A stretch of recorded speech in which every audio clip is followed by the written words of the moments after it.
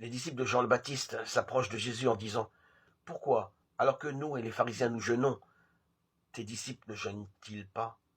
Jésus leur répondit « Les invités de la noce pourraient-ils donc être en deuil pendant le temps où l'époux est avec eux? Mais des jours viendront où l'époux leur sera enlevé, alors ils jeûneront. » Matthieu 9, 14, 15. Ce jour-là, Jésus a fait une belle confidence aux disciples de Jean-Baptiste.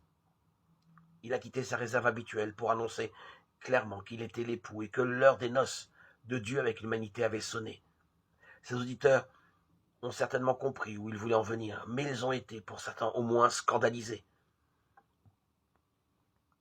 Car depuis des siècles, les synagogues résonnaient des paroles des prophètes qui parlaient en termes de noces, pour décrire l'alliance jadis conclue par Dieu avec son peuple mené par Moïse sur le chemin de l'Exode. C'est le prophète Osée qui, le premier, au 8e siècle avant la naissance de notre Seigneur Jésus-Christ, avait pressenti que cette alliance allait bien au-delà du pacte juridique que l'on avait d'abord imaginé. Il parlait des fiançailles de Dieu avec son peuple.